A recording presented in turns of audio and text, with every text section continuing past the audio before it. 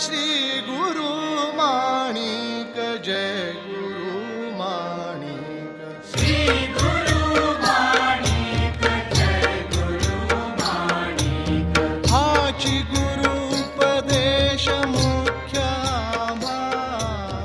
वंदे श्री प्रभु सद्गुरुं गुणनिधिं सद्भक्त कल्पद्रुमं मंदानां शरणं शरण्यममलं नाथं त्वनाथाश्रयम् यत्सत्तावशजेन स्थावर भवो देहस्सुचेष्टान्वितः सोयं वो विदधातु वांछित फलम माणिक्य कल्पद्रुमः। आज भाद्रपद पूर्णिमा के अवसर पर हम सब लोग यहाँ एकत्रित हुए हैं और इस अवसर पर आप सभी सद्भक्तों को संबोधित करते हुए मुझे बड़ी प्रसन्नता की अनुभूति हो रही है। वास्तव में मनुष्य की अनेक इच्छाएं हैं, प्रत्येक मनुष्य की अनेक इच्छाएं हैं, किंतु शास्त्रों ने इन सारी इच्छाओं को एक जगह मिलाकर उसका वर्गीकरण किया है कि दो ही इच्छाएं हैं, दो ग्रुप बना दिए। आपकी लाख इच्छाएं हो किंतु शास्त्र ने मनुष्य की सारी इच्छाओं को एकत्र करके उसका वर्गीकरण दो प्रकार से किया है। कौन सा? तो कहा गया है कि सुखम में सर्वदा भूयात, सुखम में सर्वदा भूयात, दुखम मा भूत कदाचन। ठीक, सुखम में सर्वदा भूयात दुखम मा भूत कदाचन इतीच्छे सर्वसामान्ये ते ज्ञानादेव सिद्ध्यतः। मुझे हमेशा सुख की प्राप्ति हो, हमेशा मुझे किस चीज की प्राप्ति हो? सुख की प्राप्ति। सुखम में सर्वदा भूयात, हमेशा मुझे सुख मिलता रहे, ये पहली इच्छा। ठीक। दुखम मा भूत कदाचन, मुझे कभी भी दुख न हो, ये दो इच्छाएं। इसके अलावा आपकी कोई इच्छा है? इसके अलावा आपकी कोई इच्छा है? सुखम में सर्वदा भूयात, हमेशा मुझे सुख मिलता रहे, जागृति में, स्वप्न में, सुषुप्ति में, रात्रि में, दिन में, जंगल में, घर में, खेत में, ऑफिस में, सब तरफ ट्रैफिक में, सब तरफ मुझे सुख मिलता रहे। और दुखम मा भूत कदाचन, और दुख मुझे कभी भी ना मिले, ये दो इच्छाएं। इतीच्छे सर्वसामान्य, ये दो इच्छाएं सर्वसामान्य सभी की, ये दो इच्छाएं हैं। और ये पूर्ण कैसे होंगी ये दो इच्छाएं? ते ज्ञानादेव सिद्ध्यतः, वो केवल ज्ञान से सिद्ध हो सकती है और किसी उपाय से सिद्ध नहीं हो सकती। ये दो इच्छाएं जो हमारी हैं ये कैसे सिद्ध होंगी? तो केवल ज्ञान से सिद्ध होंगी और कोई उपाय नहीं है उसके लिए। अब सवाल ये उठता है कि ज्ञान से ये इच्छाएं कैसे पूर्ण होंगी, है ना? पैसे से इच्छाएं पूर्ण हो सकती हैं, हाँ? मनुष्य के प्रयत्न से इच्छाएं पूर्ण हो सकती हैं। किसी की कृपा हो गई, किसी ने कुछ पैसे दिए, किसी ने घर दिया, किसी ने बंगला दिया, किसी ने गाड़ी दी, इच्छाएं पूर्ण हो सकती हैं। ज्ञान से कैसे इच्छाएं पूर्ण होंगी? तो इसलिए शास्त्र ने फिर कहा है कि सुख और दुख, इनके स्वरूप का ज्ञान, सुख क्या है और दुख क्या है, इनके स्वरूप का ज्ञान अगर हो गया तो फिर ये दोनों इच्छाएं सिद्ध हो जाती हैं। शास्त्र ने ज्ञानाद एव कहा है, ज्ञानाद एव सिद्ध्यतः। एव यानी क्या? ज्ञान से ही, दूसरा कोई उपाय नहीं है। इन इच्छाओं को पूर्ण करने के लिए हम मानेंगे कि दूसरा कोई उपाय है तो और कोई उपाय नहीं है, नो अदर वे। ज्ञानाद एव सिद्ध्यतः, वो केवल ज्ञान से सिद्ध हो सकती है। तो किस चीज का ज्ञान? सुख का स्वरूप क्या है और दुख का स्वरूप क्या है। आपको मालूम है सुख किसको कहते हैं? सुख कशाला म्हणतात? कोणाला माहित आहे? किसी को मालूम है? सुख, चित्रपट झालं की सुख वाटतं. हा, आणि दुःख म्हणजे आपल्या इच्छेच्या विरुद्ध झाले की हाँ, बहुत अच्छा बताया, सही बताया बिल्कुल। सुख शब्द का अर्थ है, उसके अंदर दो पद है सुख में, सुख। ख यानी क्या? ख यानी इंद्रियां। बहुत अच्छा, ख यानी इंद्रियां। इंद्रियों को जो अनुकूल है, इंद्रियों को जो अनुकूल है वो सुख है। और दुख यानी क्या? इंद्रियों को जो प्रतिकूल है वो दुख है। ठीक है, इंद्रियों को जो प्रतिकूल है। अब आप लोग यहां बैठे हुए हैं, ठीक है, आपको गर्मी हो रही है क्या नहीं? सही बताइए, गर्मी हो रही है? आपकी इच्छा है कि नहीं पंखा चलाने? पंखा चलाने से क्या हो जाएगा? आपको सुख मिलेगा। हाँ, इंद्रियों को ठंडी हवा लगेगी शरीर में तो सुख मिलेगा। ठीक है, तो ख यानी इंद्रियां, सु यानी अनुकूल। इंद्रियों को जो अनुकूल है वो सुख, और इंद्रियों को जो प्रतिकूल है वो दुख। प्लेजेंट एक्सपीरियंस, सुख यानी प्लेजेंट एक्सपीरियंस, दुख यानी अनप्लेजेंट एक्सपीरियंस। दुख भी एक प्रकार का अनुभव है, सुख भी एक प्रकार का अनुभव है। देखिए कि ये जो मानना है हमारा कि इंद्रियों को जो प्रीतिकर है, इंद्रियों के लिए जो प्लेजेंट है वो सुख है, और इंद्रियों को जो अप्रीतिकर है वो दुख है, ऐसा जो हम मानते हैं वो शास्त्रतः हमारा भ्रम है। शास्त्रतः हमारा भ्रम है। क्योंकि एक छोटा सा उदाहरण मैं आपको देता हूं। अभी हाल ही में कुछ दिन पहले वहां रियो में ओलंपिक हुआ, मालूम है? आपने देखा न्यूज में? हाँ, रियो में ओलंपिक हुआ। तब वो ओलंपिक के अंदर जो दौड़ रहे थे, भाग रहे थे, तैर रहे थे, कूद रहे थे, ये जो सब कर रहे थे, खेल कर रहे थे, उसमें उनके इंद्रियों को सुख मिल रहा था या दुख मिल रहा था? हाँ, इंद्रियों को। अब आपसे अगर कहा जाए कि 1 मिनट के अंदर आपको जो है यहां से 400 मीटर की दौड़ लगानी, 1 मिनट के अंदर 400 मीटर भागना है, तो पेट में दर्द होगा क्या? नहीं भागने में। इंद्रियों को सुख होगा क्या? नहीं होगा। तो ओलंपिक के अंदर जो लोग भाग रहे थे, दौड़ रहे थे, कूद रहे थे, उन लोगों की इंद्रियों को सुख मिल रहा था क्या? हाँ, बहुत ज्यादा ट्रेनिंग करनी पड़ती है। वो जो एथलेटिक्स में या जिम्नास्टिक्स में या वो कूदने में, हाई जंप में, लॉन्ग जंप में, डिस्कस में वगैरह जो जो भाग लेने वाले हैं, उनको बहुत ज्यादा शारीरिक परिश्रम करना पड़ता है, बहुत ज्यादा शारीरिक परिश्रम करना पड़ता है। हाँ, अब वो यहां तक कहा गया कि वो जो मेडल जीत के आई ना, हैदराबाद की लड़की, क्या नाम? हाँ, सिंधु। उसको उसके कोच ने 3 महीने से न मिठाई खाने दी, न आइसक्रीम खाने दिया, न चॉकलेट खाने दिया, उसको कुछ नहीं खाने दिया, और उसका मोबाइल तक छीन के रख लिया। उसको मोबाइल पे फेसबुक भी देखने नहीं दिया उसको, बेचारी को। मालूम है आपको? पढ़ा आपने न्यूज में? हाँ, तो कितना ज्यादा उसको तकलीफ उठानी पड़ी। किसको? सिंधु को। कितनी तकलीफ अच्छा, उसमें उसको सुख मिला या दुख मिला? हाँ, फाइनल में सुख मिला। नहीं, फाइनल में दुख नहीं। वो करने में उसको सुख था या दुख था? वो करने में उसको सुख था, इसीलिए वो कर रही थी, नहीं तो कहीं को करती।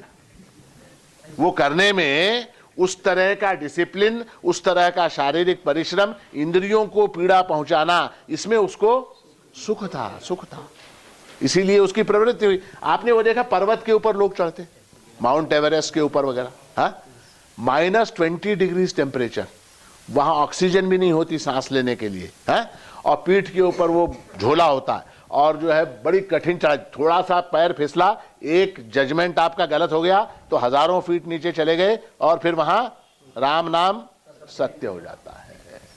हाँ? इतनी कठिन परिस्थिति में जो पर्वतारोही हिमालय के ऊपर, माउंट एवरेस्ट के ऊपर चढ़ता है, उसको उसमें सुख है क्या दुख है? इंद्रियों को दुख है, उसकी इंद्रियों को दुख है, मगर वो उसको सुख मानता है। इंद्रियों को दुख होते हुए भी वो उसको सुख मानता है। एक चीज, ये उदाहरण हुआ। अब इंद्रियों को सुख होते हुए भी कभी कभी दुख होता है। इंद्रियों को सुख होते हुए भी कभी कभी क्या हो जाता है? दुख होता है। इसका उदाहरण क्या? तो मान लीजिए एक दामाद है, एक दामाद है। अब उसके ससुर ने उसको एक गाड़ी, एक बंगला, एक एसी, ये सब दिया उसको। ठीक है, ससुर ने क्या किया? अपने दामाद को एक गाड़ी, एक बंगला और एक एसी, एक कार, सब कुछ दिया उसको।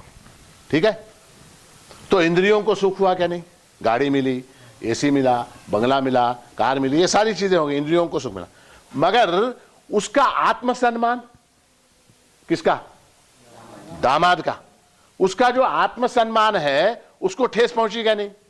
वो ससुर हमेशा कहता है कि मैंने तुझको एक घर दिया, मैंने तुझको गाड़ी दी, मैंने तुझको एसी दिया, ना कोट्टी नंथे निर्बले नहीं तू, हाँ, मैंने तुझे दिया इसलिए ये सारी तेरे पास चीजें तेरे पास है। अगर मैं तेरे को ना देता तो तेरे पास था क्या?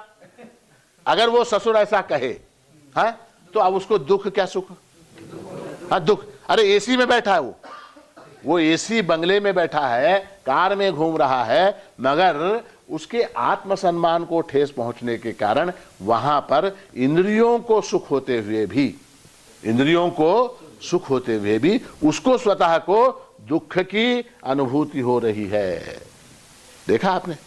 तो हमको क्या है, हम मिक्सअप हो गए। सुख किसको कहें, दुख किसको कहें, हमको मालूम है क्या? अब नहीं मालूम। पहले आपने क्या मालूम है, अब क्या? अब सुख कौन सा है, दुख कौन सा नहीं, मैं मिक्सअप हो गए। हाँ? अच्छा, अगर मैं आपसे कहूं कि सुख भी प्रिय है, सुख भी मुझको चाहिए और दुख भी मुझको चाहिए, दुख भी मुझको प्रिय है, आप मानेंगे इस बात को? सुख भी मुझको प्रिय है और दुख भी मुझको प्रिय है। दुख में भी प्रियता है और सुख में भी प्रियता है। सुख में प्रियता है, इसको आप मानेंगे? हाँ? दुख में प्रियता है, इसको आप मानेंगे क्या? हाँ? मानेंगे, क्योंकि दुख हुए तो प्रभु का नाम नहीं भी आएगा। वो अलग बात। ऐसा है कि सुख में प्रियता कैसे है कि और सुख में भी दुख है और दुख में भी सुख है। ये सारा गोल गोल है, चक्र है।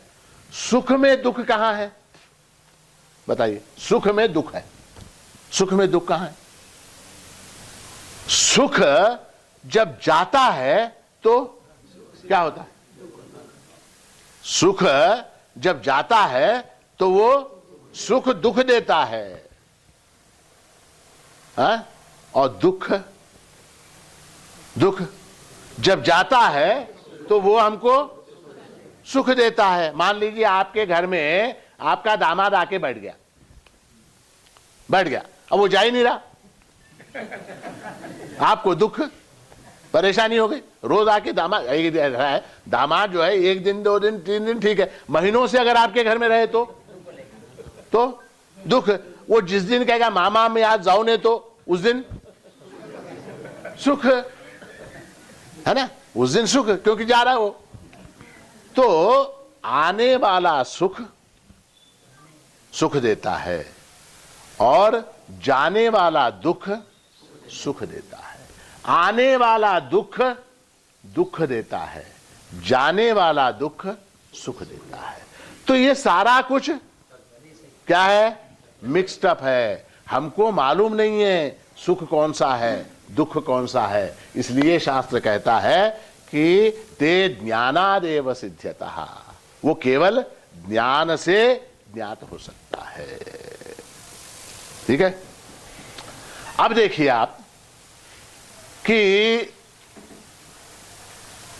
ये जो सुख और दुख है, जैसा कि इन्होंने अभी कहा, सुख का अर्थ है वो अनुभव जिसको मैं चाहता हूं, अ वांटेड एक्सपीरियंस। ठीक है, अब क्या हुआ? Wanted experience. पर्वतारोही को वो जो इंद्रियों को दुख हो रहा है वो उसका वांछित अनुभव है, वांटेड एक्सपीरियंस है उसका।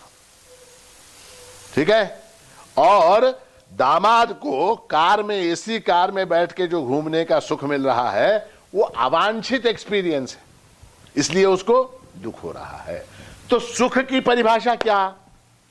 सुख की परिभाषा यह है कि कोई भी अनुभव, इंद्रियों को सुख हो चाहे दुख हो, कोई भी अनुभव जिसको मैं चाहता हूं, जिसको मैं चाहता हूं वो सुख है, और जिसको मैं नहीं चाहता उसको दुख कहते हैं। चाहे इंद्रियों को सुख हो चाहे ना हो, वो सवाल अलग है, इंद्रियों का यहां कोई सवाल नहीं। जिसको मैं चाहता हूं वो सुख है, और जिसको मैं नहीं चाहता वो दुख है। इसको शास्त्र में राग द्वेष कहते हैं, शास्त्र में इसको राग कहते हैं। जिसको मैं चाहता हूं उसको राग कहते हैं, जिसको मैं नहीं चाहता उसको द्वेष कहते हैं।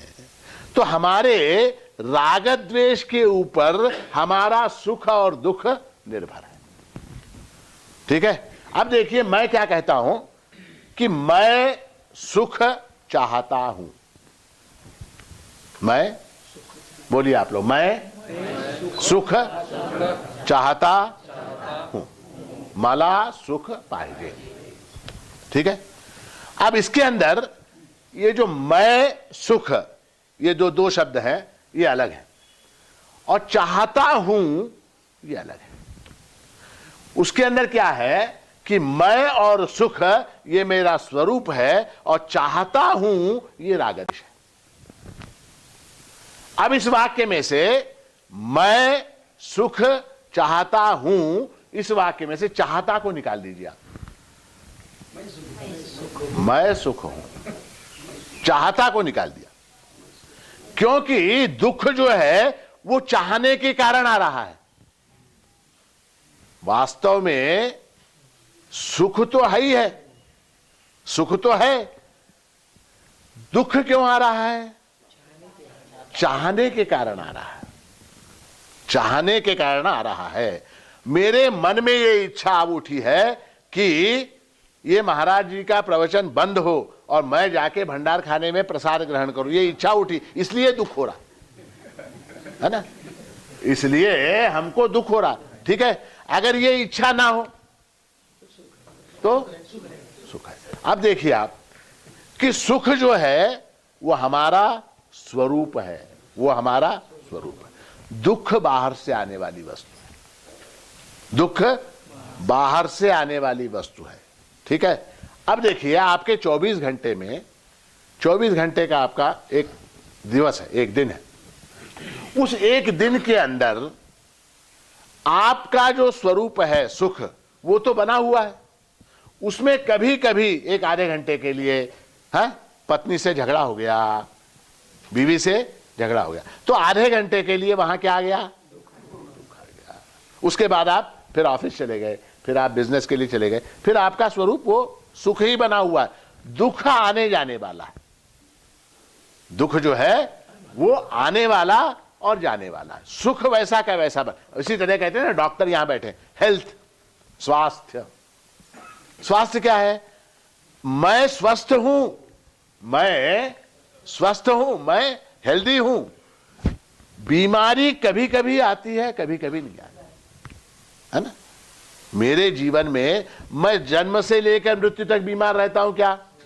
जन्म से लेकर मृत्यु तक मैं स्वस्थ रहता हूं, जन्म से लेकर मृत्यु तक मैं स्वस्थ रहता हूं। किंतु कभी कभी बीच में बुखार आ गया, खांसी हो गई, घुटने में दर्द हो गया, पैर में दर्द हो गया, ये सारी हार्ट की बीमारी हो गई। ये कितने पीरियड के लिए आती है? थोड़ी देर के लिए आती है और फिर चली जाती है। चले जाने के बाद फिर क्या कहते हैं? स्वस्थ। स्वस्थ यानी क्या? स्थ यानी क्या? स्थ यानी जहां है अधिष्ठान, स्व यानी मेरा जो स्वरूप है। मैं अपने पुराने स्वरूप में लौट के आया। मुझे बुखार हुआ, वायरल इन्फेक्शन हुआ, चिकनगुनिया हुआ, तो चिकनगुनिया कितने दिन रहा? 15 दिन रहा, 8 दिन रहा, 10 दिन रहा, और उसके बाद फिर क्या हुआ? वो चला गया। चले जाने के बाद स्वस्थ मेरा जो स्वरूप है वो मुझको प्राप्त हो गया। उसी तरह से सुख और दुख है। सुख मेरा स्वरूप है, दुख जो है वो आने जाने वाला है, बाहर से आने वाला है। ठीक है, तो ये बात को आप समझिए कि मैं सुख चाहता हूं, इस वाक्य के अंदर से अगर चाहता को निकाल दिया तो फिर क्या है? मैं सुख हूं, दुख ही नहीं कहा गया सुख। हमारे महाराष्ट्र ने बड़ा सुंदर कहा है कि हम असंग चेतन साईं, ये दुख प्रवाह हम संग नाही। ये मेरे साथ नहीं है दुख का प्रवाह, ये तो आने जाने वाला है। नदी का स्वरूप क्या है? जल है। नदी का स्वरूप जल है। अब उस जल के अंदर कई चीजें आती है, कई चीजें जाती हैं, वो नदी का स्वरूप हुआ क्या? नहीं, नदी का स्वरूप क्या है? जल है। हम आकाश नित जग को आधारा, अचानक मेघ उठत जलधारा। हाँ? तो हमारा स्वरूप कैसा है? आकाश जैसा है। आकाश के अंदर कोई, उसके अंदर कुछ दोष है क्या? मल है क्या? आकाश के अंदर कोई मैलापन है क्या? नहीं है। उसके अंदर कभी कभी बादल आ गए। हाँ? तो बादल आ गए तो आकाश मैला हो गया क्या? आकाश मैला हुआ क्या बादलों के आने से? आकाश को कोई फर्क पड़ा क्या? कुछ फर्क नहीं पड़ा। बादल आए चले गए। तो दुख जो है वो आने जाने वाला है। और वो क्यों आता है? इसलिए क्योंकि मैं चाहता हूं। देखिए, हमारे विद्यारण्य मुनि ने पंचदशी में एक प्रकरण लिखा, बड़ा सुंदर। उसको कहते हैं द्वैत विवेक। उस प्रकरण का नाम है द्वैत विवेक नामक प्रकरण है। उसके अंदर विद्यारण्य मुनि ने यह सिद्ध किया है कि हम दो सृष्टियों में रहते हैं। कितनी सृष्टियों में रहते हैं? दो सृष्टियों में रहते हैं। कौन कौन सी दो? एक जो है जो परमात्मा ने सृष्टि बनाई, वो एक सृष्टि कौन सी? जो परमात्मा ने बनाई वो सृष्टि, ठीक। और दूसरी सृष्टि कौन सी? जीव ने जो बनाई। वो जीव ने जो सृष्टि बनाई वो अलग, परमात्मा ने जो सृष्टि बनाई वो अलग। दो सृष्टियां हैं। इसको थोड़ा सा आप ऐसा समझिए कि परमात्मा ने वस्तुओं को जैसा का वैसा बना दिया, ठीक है। परमात्मा ने वृक्ष बनाए, परमात्मा ने नदियां बनाई, परमात्मा ने पर्वत बनाए, परमात्मा ने भूमि के अंदर धातु बनाए, परमात्मा ने फल बनाए, पशु बनाए, पक्षी बनाए, मनुष्य बनाए। हाँ, अब मनुष्य ने क्या किया? इनका वर्गीकरण कर दिया। परमात्मा ने धातुएं बनाई, ठीक है, उदाहरण लेते हैं धातु का। परमात्मा ने धातुएं बनाई, कौन कौन सी? लोहा बनाया, तांबा बनाया, चांदी बनाया, सोना बनाया, एल्यूमिनियम बनाया। ये सारी चीजें परमात्मा ने, जो धातुएं हैं वो सारी बनाई।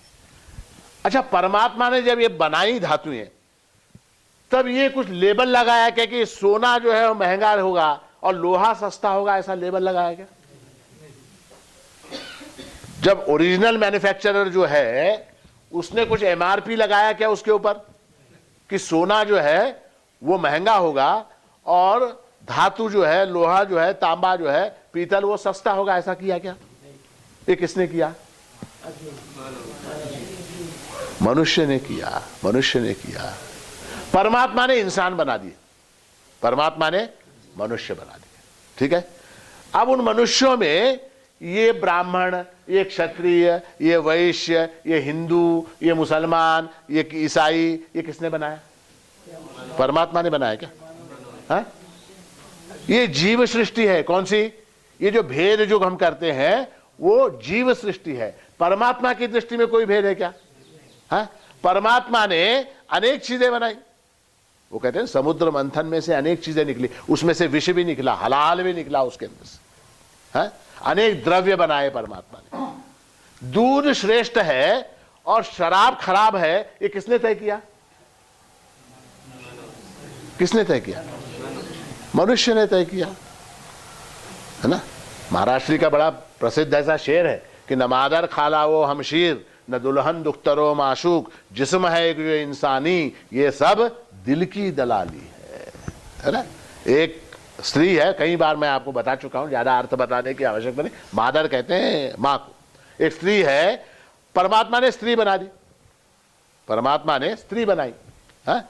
अब स्त्री बनाने के बाद ये मेरी माँ है, ये मेरी मौसी है, ये मेरी खाला है, ये मेरी सास है, ये मेरी पत्नी है, ये मेरी प्रेमिका है, ऐसा भेद किसने बनाया? हाँ? किसने बनाया? मनुष्य ने बनाया। परमात्मा ने किया क्या? नहीं किया। तो ईश सृष्टि और जीव सृष्टि, ऐसी दो सृष्टियों के अंदर हम रहते हैं। ईश सृष्टि कभी भी दुख नहीं देती। ईश की, परमात्मा की बनाई हुई सृष्टि कभी दुख नहीं देती। मनुष्य की बनाई हुई सृष्टि वो दुख देती है। दुख का कारण मनुष्य की बनाई हुई सृष्टि है। तो हमारे दुख के लिए कौन जिम्मेदार है? परमात्मा जिम्मेदार है क्या? फिर हम वहां जाकर प्रभु मंदिर में जाके प्रभु कारे बाबा वाला एवढं त्रास देतोस, रोते हैं क्या नहीं? रोते हैं क्या नहीं? हाँ, वहां जाकर चौखट के ऊपर सिर रखे प्रभु माणिका मला एवढं त्रास कशाला देतोस रे बाबा, एवढं इतनी तकलीफ क्यों दे रहा है मुझे? कहते हैं क्या नहीं? परमात्मा तकलीफ दे रहा है क्या? तकलीफ किसने दी? अपने आप को हमने स्वयं दे दी। देखिए कि परमात्मा की सृष्टि जो है वो बिल्कुल परफेक्ट, बिल्कुल परफेक्ट, उसमें कहीं किसी तरह का दोष नहीं। क्यों नहीं है दोष? क्यों नहीं है दोष? क्योंकि परमात्मा जो है वो सर्वशक्तिमान है और सर्वज्ञ है, ओमनीपोटेंट एंड ओमनीसिएंट। परमात्मा सर्वशक्तिमान है और परमात्मा सर्वज्ञ है, सब कुछ जानने वाला है। उसकी सृष्टि के अंदर कहीं भी आप कुछ दोष दिखा सकते हैं क्या? बताइए। आपकी सृष्टि के अंदर लाखों दोष, मनुष्यों ने, जो जीवों ने सृष्टि बनाई उसके अंदर लाखों दोष हैं। परमात्मा की सृष्टि के अंदर कोई दोष है क्या? कावेरी का जल, कावेरी नदी को किसने बनाया? परमात्मा ने बनाया, ठीक है। अब ये इतना पानी कर्नाटक वालों का, इतना पानी तमिलनाडु वालों का, ये किसने तय किया? हाँ, बसें जलाई गई, ट्रेन जलाए गए, ट्रक जलाए गए, आदमियों को मारा गया और इतना सारा दंगा बंगलौर में और मद्रास में चल रहा है, उसका जिम्मेदार कौन? हाँ, परमात्मा या मनुष्य? परमात्मा ने नदी बना दी। अरे नदी है, उसका पानी लो, पियो, मजे से आनंद से रहो। ये कर्नाटक और ये तमिलनाडु, ये किसने बनाया? मनुष्य ने बनाया। और मनुष्य ने जो जो किया वहां गलती है, वहां दोष है, वो दुख का कारण है। परमात्मा ने जो किया उसके अंदर कहीं दुख का कारण नहीं। इतनी परफेक्ट सृष्टि है। देखिए कि गर्भ के अंदर शिशु होता है, माता के गर्भ के अंदर शिशु होता है, ठीक है। अब आप ये सोचिए कि उदाहरण ले लीजिए आप कि एक डिब्बा है, हाँ? उस डब्बे के अंदर एक गुड़िया है, डब्बे के अंदर छोटी सी गुड़िया है। अब उस गुड़िया को खिलाना पिलाना है, कैसे खिलाएंगे? परमात्मा की रचना देखिए कैसी है कि गर्भ के अंदर जो शिशु है उसको, वो नाल होती है ना, नाल, नाभि रज्जु कहते हैं उसको, उस बच्चे की नाभि रज्जु से माता के शरीर के अंदर कनेक्शन, और मां जो जो खाती है, मां जो जो खाती है वो पौष्टिक द्रव्य फिल्टर होकर वो बच्चे तक पहुंचते हैं। कोई बना सकता है साइंटिस्ट? हाँ, कोई साइंटिस्ट है जगत में जो ऐसा एक यंत्र बना दे कि मां जो भोजन करे वो पचन होकर उसके अंदर जो पौष्टिक द्रव्य है उस बच्चे के लिए जो आवश्यक है उतना ही जो है उस नाभि रज्जु के द्वारा, उस नाल के द्वारा उस बच्चे के शरीर में पहुंचे? ये ऐसा चमत्कार कोई कर सकता है क्या? इतना परफेक्ट कोई कर सकता है क्या? बताइए आप, कोई कर सकते? हाँ, अमेरिका वाले, जापान वाले नहीं कर सकते, नहीं कर सकते। Perfect arrangement. अच्छा, बच्चे का जन्म हो गया, बच्चे का जन्म हो गया, डॉक्टर ने उस नाभि रज्जु को काट दिया, नाल को काट दिया। अब माता का और बच्चे का संबंध विच्छेद हो गया, ठीक, माता का और शिशु का संबंध विच्छेद हो गया। अब बच्चे को खाने के लिए व्यवस्था, अब उस बच्चे को खाने की व्यवस्था क्या? उसका पोषण कैसे होगा? हाँ, उस दूध की उत्पत्ति उस क्षण होती है जब वो नाभि रज्जु काटी जाती है। ये चमत्कार है। देखिए कि माता के छाती में दूध कब उत्पन्न होता है? कब होता है? जब शिशु का जन्म होने के बाद नाभि रज्जु को काट दिया। जिस क्षण डॉक्टर ने काटा, उसको काटते ही वहां पर अल्टरनेटिव अरेंजमेंट स्टार्ट। अच्छा, ऐसा कभी हुआ आपने देखा? माता के दूध, यहां इतनी माताएं बैठी हुई, माता के दूध में जिस बच्चे को जितना टेम्परेचर चाहिए, जितना गर्म जितना ठंडा चाहिए, उतना ही गर्म उतना ही ठंडा वो दूध होता। ऐसा कभी हुआ कि जैसे फ्रिज में से हम दूध लेके आए गिलास में, उतना ठंडा, ऐसा कभी हुआ? हाँ? या गैस के ऊपर से दूध लेके एकदम गर्म, बच्चे का मुंह जल गया, क्यों? माता का दूध पी रहा था, बच्चे का मुंह जल गया, ऐसा कभी हुआ? हाँ? माता का दूध पीने से उसको सर्दी हो गई, ठंडा था, ऐसा कभी हुआ? परफेक्ट टेम्परेचर, उस दूध का टेम्परेचर परफेक्ट होता उस बच्चे के लिए। उसके अंदर जो जो द्रव्य चाहिए, उस बच्चे के पोषण के लिए जो जो द्रव्य चाहिए, वो सारे उस माता के दूध में है। है क्या नहीं है? कहां से आए? किसने उत्पन्न किए? Perfect arrangement, perfect arrangement. अब देखिए, अब वो बच्चा जो दूध पीता है, माता का दूध पीने वाला जो बच्चा है, उसको दांत दिए क्या? क्यों नहीं दिए? क्यों नहीं दिए? हाँ? वो बदमाश है, वो काटेगा, इसलिए उसको दांत नहीं दिए परमात्मा ने, दांत नहीं दिए। और जब वो अन्न खाने के लायक हो जाता है, जब वो अन्न खाने के लायक हो जाता है, तब उसको दांत जैसे आए, उसका दूध बंद, फिर मम चालू। ठीक, अब इसको दांत आ गए, ठीक है, अब इसको दांत आ गए, अब ये खाने लगा।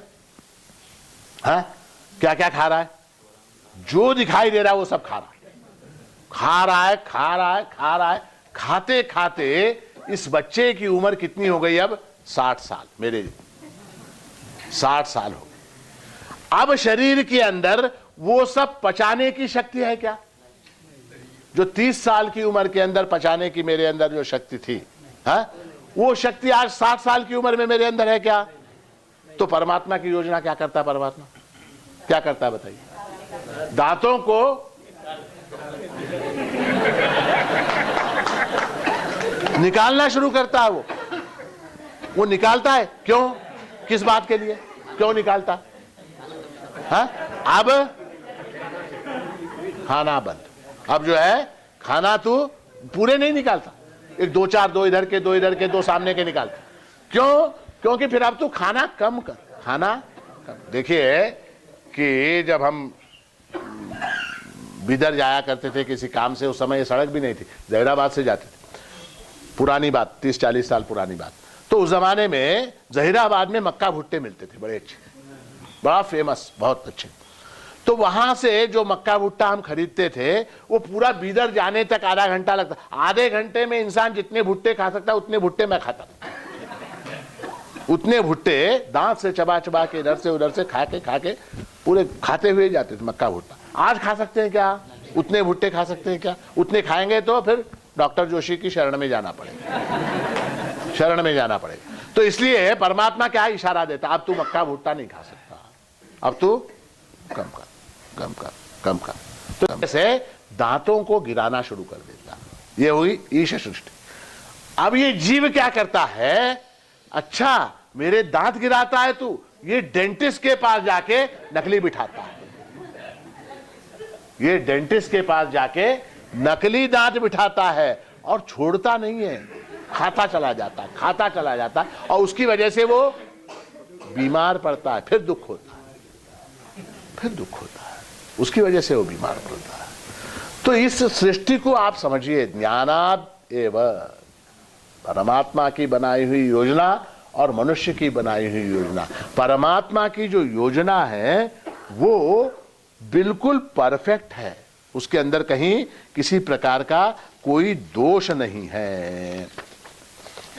अब देखिए कि हमको जो अनुभव आते हैं, हमको जो भी अनुभव आते हैं, सुखात्मक दुखात्मक जितने भी अनुभव आते हैं, वांटेड अनवांटेड, वांछित अवांछित, जितने अनुभव आते हैं, वो सारे के सारे जो हैं एक बहुत बड़ी योजना के तहत आते हैं। एक बहुत बड़ी योजना है, एक बहुत बड़ा प्लान है परमात्मा का, और उस योजना के तहत हमको ये अनुभव आते रहते हैं। ये सारे अनुभव हमको कैसे आएंगे, क्या आएंगे, ये सारा नियोजित है, परमात्मा द्वारा नियोजन किया हुआ है। इस जीव को इतना सुख, इतना दुख, इस जीव को इतना सुख, इतना दुख, इस जीव को इतना सुख, इतना दुख, इस अवसर पर सुख, इस अवसर पर दुख, ये सारा कंप्यूटराइज्ड प्रोग्राम्ड है, सब कुछ प्रोग्राम्ड है, कंप्यूटराइज्ड है। और उस योजना के खिलाफ जाके, जो परमात्मा की योजना है, उसके विरुद्ध जाकर जब हम कोई काम करते हैं तो क्या हो जाता है? परमात्मा की अवज्ञा होती है, बेअदबी होती है। उसकी योजना क्या है? हम देखिए कर्मों के चक्र के हिसाब, स्वकर्मे चालते जगहे प्रिय स्त्री मित्र सुत बंधु आशा बोधे मना फिरवा। महाराष्ट्र जी कहते हैं कि आशा बोधे मना फिरवा, इस ज्ञान से मन को घुमाओ फिरवा, आशा बोधे मना फिरवा। तो कर्म के अनुसार हमको सुख और दुख प्राप्त हो रहे हैं, कर्म के अनुसार, परमात्मा की योजना। अब हम क्या चाहते हैं, उस योजना के विपरीत हम जाना चाहते हैं। परमात्मा की योजना क्या है कि मुझको फलाना रोग हो जाए, ये परमात्मा की योजना है। मुझको एक अमुक रोग हो जाए, ये परमात्मा की योजना है। हमारा प्रयास क्या है कि परमात्मा मुझको रोग दे रहा है, मैं इसके विरुद्ध जाऊंगा और इसके विरुद्ध जाकर मैं क्या परमात्मा की योजना को खारिज कर दूंगा। संभव है क्या? हाँ, देखिए एक चीज, एक रोग, एक छोटा सा एक रोग, उस रोग के कारण तकलीफ है क्या नहीं, पीड़ा है क्या नहीं? उस रोग के निवारण के लिए आप डॉक्टर जोशी के पास गए, हाँ, और उन्होंने 3 लाख का बिल दिया। सोचिए, 3 लाख रुपए का बिल दिया, आपने 3 लाख का बिल पेमेंट कर दिया। 3 लाख का बिल देने में दुख हुआ क्या नहीं? हिसाब बराबर, हिसाब बराबर हो गया। उस रोग से जो दुख होने वाला था, ठीक है, वो आपने क्या कर दिया? आपने क्या किया? उस दुख को वहां पर आपने कम करने की कोशिश की। परमात्मा ने इधर से 3 लाख खींच लिए। अब क्या हुआ? दुख जो है जितना मिलना था उतना ही मिला, दुख में कुछ कमी नहीं हुई दुख में कमी नहीं हुई। आपने उस रोग को कम करने के लिए डॉक्टर के पास आप गए, आपने एक्सरे निकलवाया, आपने स्टेंट डाला, आपने फेंट डाला, क्या क्या आपने किया, और 4-5 लाख रुपए का बिल बन गया। अब 4-5 लाख रुपए का बिल देने में तकलीफ है क्या नहीं, दुख है क्या नहीं? हम क्या समझते हैं, आहा हमने स्टेंट डाला और 5 लाख रुपए का बिल दिया, हमको क्या लगता है? सुख हो गया, सुख हो गया। कहां का सुख हुआ? 5 लाख गए, वो तो दुख है ना। फिर वो थोड़े दिन सहन करे, ऐसे भी मरने वाले वैसे भी मरने वाले। मैं ये नहीं कह रहा कि बीमारी हो जाओ तो डॉक्टर के पास मत जाओ, गलत फहमी मत कीजिए, मैं ये बता रहा हूं। और डॉक्टर लोग मेरे ऊपर नाराज मत होइए। मेरा कहने का मतलब यह है, तात्पर्य यह है कि जो दुख मिलने वाला है, जो सुख मिलने वाला है, वो अटल है, वो आपका चॉइस है। आप उसको, उस बीमारी को शरीर के अंदर सहन करके दुख उठाते हैं या नोटों की गड्डियां डॉक्टर को देके दुख उठाते हैं, ये आपके ऊपर निर्भर है। ये जीव सृष्टि है, ये आपकी चॉइस है। तो दुख जो है वो आपकी चॉइस से आता है, आपके कारण आता है। परमात्मा ने किसी को दुख नहीं दिया। एक और महत्व की बात कि परमात्मा सर्वशक्तिमान है, सर्वशक्तिमान है। और चूंकि वो सर्वशक्तिमान है इसलिए वो सर्वज्ञ है, और चूंकि वो सर्वज्ञ है इसलिए वो सर्वशक्तिमान है। इसको आप समझिए थोड़ी देर के लिए कि जैसे ये मोबाइल फोन, ठीक है, अब इस मोबाइल फोन का जो ज्ञाता होगा, इसको जानने वाला, अंदर से बाहर से इसकी मशीनरी को, इसकी टेक्नोलॉजी को, इसकी सारी चीजों को जो जानने, सर्वज्ञ, इसके विषय में सब कुछ जानने वाला होगा, वो सर्वशक्तिमान होगा क्या नहीं? इसके संदर्भ में, इस मोबाइल के बारे में वो निकाल सकता है, तोड़ सकता है, जोड़ सकता है, कुछ भी कर सकता है, सर्वशक्तिमान हो जाएगा वो, क्योंकि वो सर्वज्ञ है। सर्वज्ञ है इसलिए सर्वशक्ति।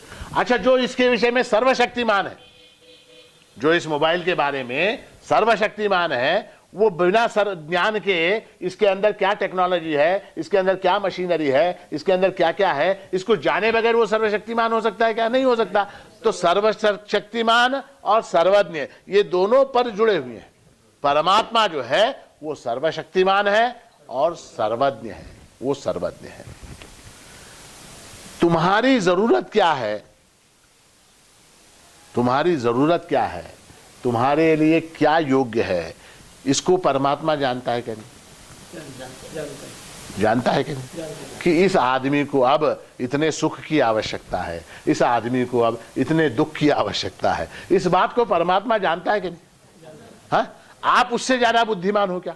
परमात्मा से आप उससे भी ज्यादा बुद्धिमान हो क्या?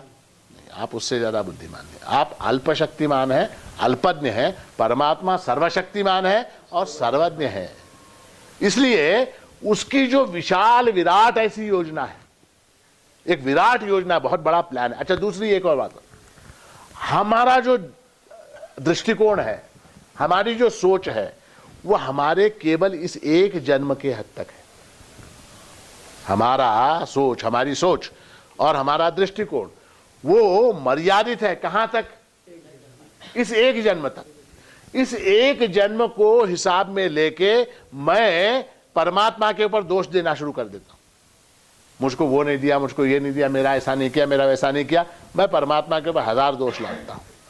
मैं वहां योजना अनंत जन्मों की है। वहां जो प्लान है बना हुआ, वो अनंत जन्मों का प्लान है। अनंत जैसे हाईवे बनता है कोई, जैसे एक हाईवे बनता है ना, हाईवे बनता है तो पेड़ काटे जाते हैं, पेड़ काट दिए जाते हैं। तो अज्ञानी जो होगा वो कहेगा क्या बेवकूफी है, पेड़ काटे जा रहे। अज्ञानी क्या बोलेगा? हाँ, गड्ढे बना के रख दिया। हैदराबाद जाने में कितनी तकलीफ है देखिए। हम तो हैदराबाद जाते हैं, सरकार को गालियां देते जाते हैं। जिधर देखो उधर डाइवर्शन, जिधर देखो उधर गड्ढे, जिधर देखो उधर ब्रिज बन रहा है, कहीं कुछ बन रहा है। जिस हैदराबाद 3 घंटे में हम जाते थे, 5 घंटे लगते, रास्ता सारा खराब। तो सरकार को गालियां देते हुए लोग जाते हैं कि नहीं जाते?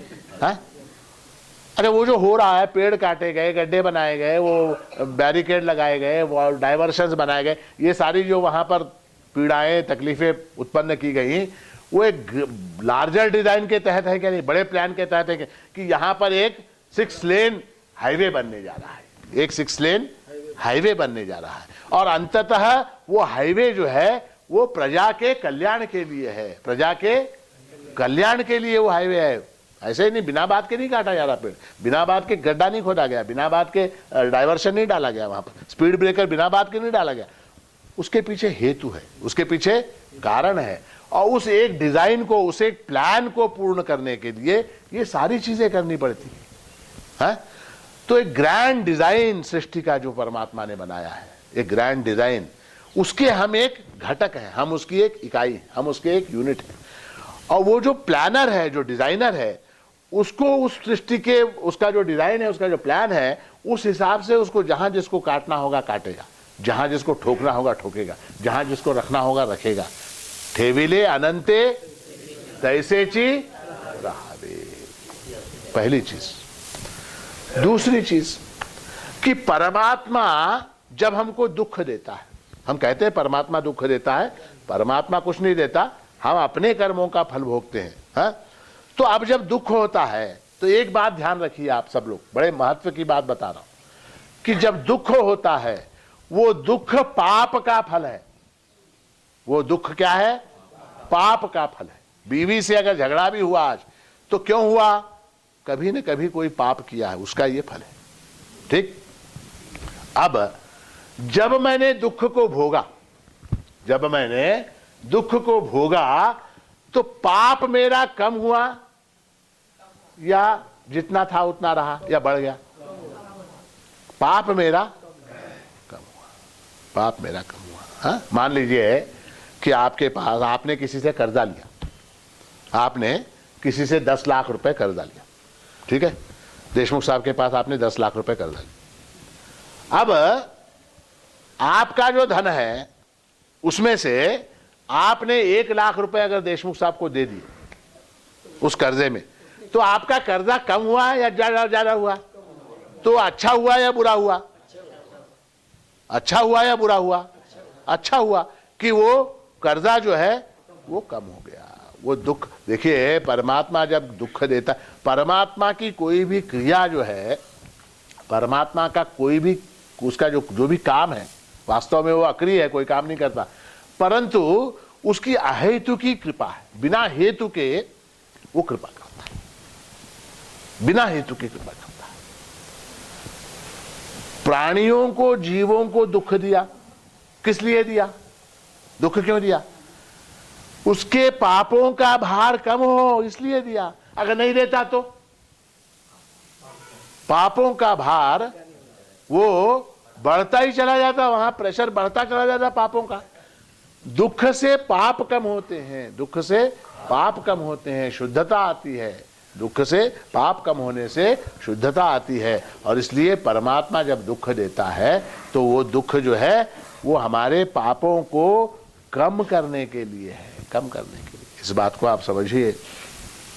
तो इसलिए इस तरह का ज्ञान जब होगा, इस तरह का ज्ञान जब आपको होगा, हाँ, तो आप क्या पाएंगे? अच्छा, आपके पाप कम हुए, ठीक है, आपके पाप कम हुए, इसमें सुख है क्या दुख है? इसमें सुख ही है। पाप कम हुए, इसमें दुख कहां है? पाप कम हुए, ये सुख की बात है, आनंद की बात है। पापों का कम होना, ये पाप कैसे कम होंगे? दूसरा कोई उपाय है क्या? पापों को कम करने का कोई उपाय है क्या? हाँ, कोई उपाय नहीं है दूसरा। हाँ? अब जैसे डायबिटीज हो गया, अब डायबिटीज हो गया तो शरीर में से शक्कर को खींच के निकाल सकते हैं क्या? कोई उपाय है क्या डॉक्टर साहब?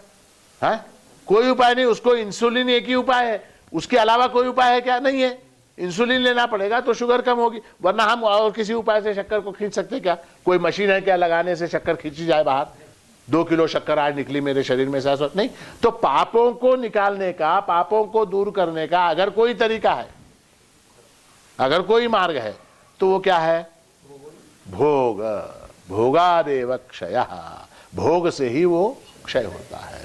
तो इसलिए जब हमको दुख की प्राप्ति होती है, जब हमको दुख की प्राप्ति होती है, तब वो दुख जो है हमारे पापों को कम करने वाला होने के कारण वो भी सुख ही है, वो भी सुख है। तो आप बताइए दुख कहां है? अब कहां है दुख? जो दुख था वो सुख में परिवर्तित हो गया। हमने क्या किया? दुख को सुख में परिवर्तित कर दिया। कैसे परिवर्तित किया? कैसे परिवर्तित किया? ज्ञानादेव, ज्ञान से, विचार से, वेदांत विचार से हमने क्या किया कि हमारे जितने दुख हैं उन दुखों को सुख के अंदर परिवर्तित कर दिया। अब हमको, अगर हमको जब दुख होगा, जब किसी तरह का दुख होगा, तो उस समय ये विचार अगर हम करेंगे कि मेरे इतने पाप कम हो रहे हैं, मेरे इतने पाप का, मेरे पास से देशमुख साहब के अगर 10 लाख का कर्जा है, मेरे पास से अगर 5 लाख देशमुख साहब ले गए तो क्या हुआ? दुख, मेरा धन कम हुआ क्या? नहीं, मेरा कर्जा कम हो गया। मुझे आनंद की बात है, सुख की बात है कि मेरा कर्जा कम हो गया। तो इस तरह से देखिए, कांटे को कांटे से निकालते हैं। कांटे को कैसे निकालते? कांटे से निकालते। कांटे को कांटे, तो कांटे को जब कांटे से निकालते हैं तो निकालते समय जो कांटा चुभोते हैं वो दुख है क्या सुख है? वो सुख है, क्योंकि वो कांटा कांटे को निकालने वाला है, वो कांटा कांटे को निकालने वाला है। तो इसलिए महाराष्ट्र ने जो कहा है कि ये दुख प्रवाह हम संग नाही, दुख नाम की वस्तु ही नहीं है, दुख नाम की वस्तु ही नहीं है। हम जो शिकायत करते हैं, हम जो रोते हैं, हम जो प्रभु के ऊपर इल्जाम लगाते हैं कि मुझको ये दुख दिया, मुझको वो दुख दिया, मेरा ऐसा किया, मेरा ऐसा किया, ये सारा अज्ञान है, ये सारा अज्ञान है। प्रभु ने क्या दिया है? सुख दिया है। प्रभु ने क्या दिया है? सुख ही दिया है। सबको, सबको सुख ही दिया है। हम अपनी बुद्धि के कारण, अल्प बुद्धि के कारण उस सुख को दुख में परिवर्तित करते हैं। हम उस सुख को, पर प्रभु ने जो सुख हमको दिया है, उस सुख को हम दुख के अंदर परिवर्तित कर देते हैं। किस कारण? अज्ञान के कारण। और ज्ञान से क्या हो जाता है? हमारा जो दुख है, अज्ञान के कारण जो दुख था, वो दुख सुख में परिवर्तित होता है। इसलिए महाराष्ट्री का कहना क्या कि ये दुख प्रवाह हम संग नाही, हम आकाश नित जग को आधारा, अचानक मेघ उठत जलधारा, दिखत छुपत अंधियार उजाला, हम न किए न मिटाए। किसको? जो भी है वो सुख स्वरूप है, वो सुख जो है प्रभु का स्वरूप है। तो इसलिए ऐसा शाश्वत सुख, ऐसा आनंद आपको प्राप्त हो, दुख की अनुभूति आपको ना हो, सुख की सदा सर्वदा आपको प्राप्ति हो, और प्रभु का आशीर्वाद आपके ऊपर सदा सर्वदा बना रहे, ऐसा मंगल आशीर्वाद प्रदान करते हुए आज के इस प्रवचन को यहाँ समाप्त करता हूँ। अवधूत चिंतन श्री गुरुदेव दत्त सद्गुरु माणिक प्रभु महाराज की जय।